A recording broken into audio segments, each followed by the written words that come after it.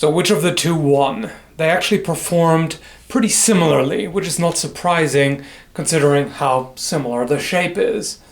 The Dadao is a little longer than the Reaver Cleaver. It is also slightly wider. Both of them performed very well in the tests, and the results looked fairly similar most of the time. Of course, you also have to take into account some variation due to me not being a robot, so not every swing is the same.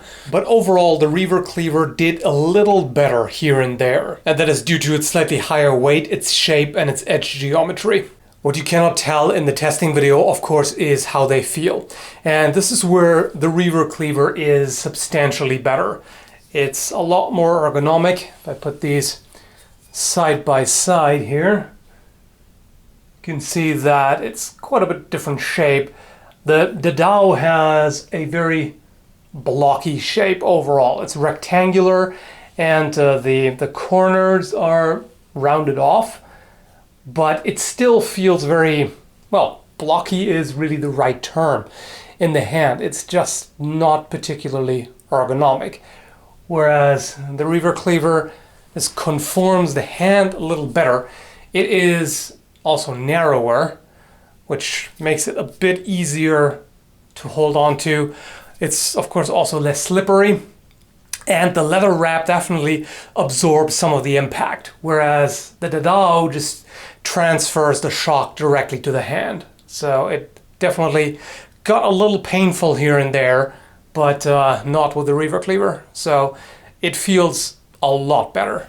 The Dadao has a slightly shorter handle. Here you can see the balance. It's balanced roughly in the center, a little more towards the point, which is very top heavy. And the Reaver Cleaver has a longer handle in relation to the overall length, and it is balanced a little closer to where you grip it.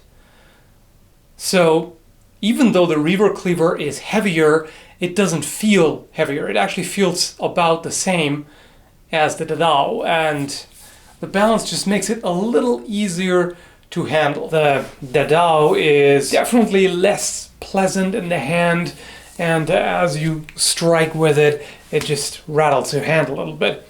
Also, the edge isn't as good. Now, in terms of durability, this is fine, and this is clearly designed with durability in mind. So, the difference between the two is that the Dadao has a fairly thick, really rounded apple seed grind. So, that gives it a lot of strength, whereas the Reaver Cleaver also has a very durable edge, but it's just a bit more acute than the Dadao. So that means that this one just cuts a little better. Since I used both of these in a review, I touched up the edge on both of them, and I spent the exact same amount of time on both of them. I used the same belts, the same grit, and also the same angle, the same number of strokes on the work sharp with each of these, and the Reaver Cleaver took a much better edge. This is significantly sharper now than the other one. I realized pretty quickly that the Dadao would require a lot more work to get a similar edge. You would have to grind it for a few hours, in fact. So the starting edge geometry on this one here is better for chopping. The edge that the Dadao comes with is what I would call basically butter knife dull.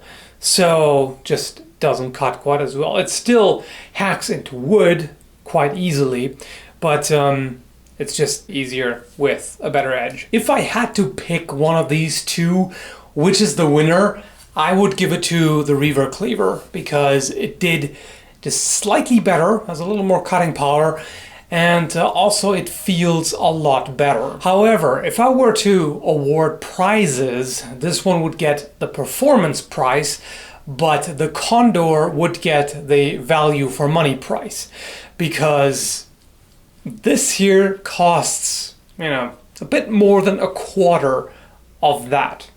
The Reaver Cleaver goes for $380 US, and the Condor Dadao can be had for 90 to 100.